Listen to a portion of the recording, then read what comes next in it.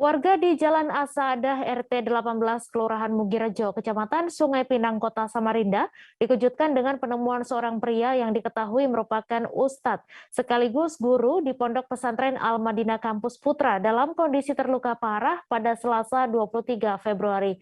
Korban yang diketahui bernama Eko Hadi Prasetya ini ditemukan dalam kondisi mengalami luka berat pada bagian kepala.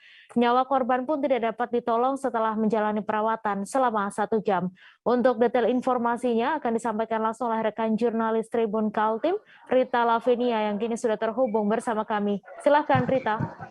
Ya, Hai Mei dan Tribuners, untuk informasi kejadian ini terjadi pada Selasa 23 Februari 2022 lalu ya.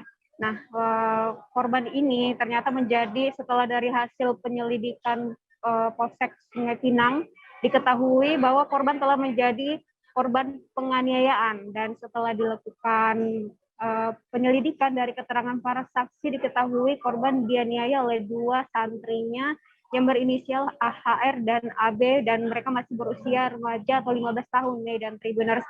Setelah dilakukan dari pewarta ini juga, Tribun Kaltim sudah melakukan wawancara dengan para saksi. Diketahui awalnya mereka pada pukul 05.30 waktu Indonesia Tengah mendengar suara gebukan. Awalnya mereka mengira suara tersebut adalah orang sedang menggebuki seekor ular atau hewan buas. Namun ternyata kok sangat lama sekali, mereka yang sedang berzikir atau baru menyelesaikan sholat subuh, akhirnya keluar rumah dan mendapati dua pelaku yang diduga masih remaja sedang menggebuki seorang pria yang diketahui bernama Eko Hadi Prasetya dan Tribuners. Setelah itu kedua tersangka ini lari ke atas bukit. Setelah dilakukan penyelidikan, diketahui mereka merupakan santri dari Pondok Pesantren Al-Madinah tersebut nih, dan Tribuners. Setelah dilakukan penyelidikan, motifnya mereka hanyalah sangat sederhana sekali. Mereka hanya ingin mengambil handphone yang diambil oleh korban yang juga bagian kesiswaan dari pondok pesantren tersebut. Awalnya sebenarnya niatan mereka hanya ingin membuat korban pingsan, Tribuners, tetapi ternyata setelah akibat pukulan sebanyak 8 kali secara bertubi-tubi menggunakan 2 balok yang salah satunya terdapat sebuah paku, korban mengalami luka robek pada bagian tempurung kepala, terus pundak bagian belakang, leher, serta pelipis. Dari hasil visum, korban meninggal akibat luka robek tersebut nih, dan Tribuners. Nah, setelah dilakukan pendalaman selama 1 minggu lamanya, akhirnya pada Rabu 2 Maret 2022 kemarin, Polres Samarinda sudah melakukan rekonstruksi ulang.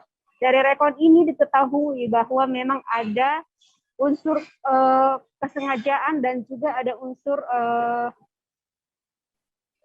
perencanaan ya, Mei dan Tribuners. Jadi kedua remaja ini dikenakan pasal berlapis, yakni pasal 340 tentang perencanaan, pasal 338 tentang pembunuhan, dan pasal 170 KUHP tentang pengeroyokan dengan ancaman 15 tahun penjara. Nah, mengingat kedua tersangka masih remaja, maka proses ini akan dipercepat, dan Jumat besok akan langsung P21 ke Kejaksaan Negeri Samarinda nih, dan Tribuners. Baik, terima kasih Rita Lavinia, wartawan Tribun Kaltim, atas laporan Anda. Selamat bertugas kembali.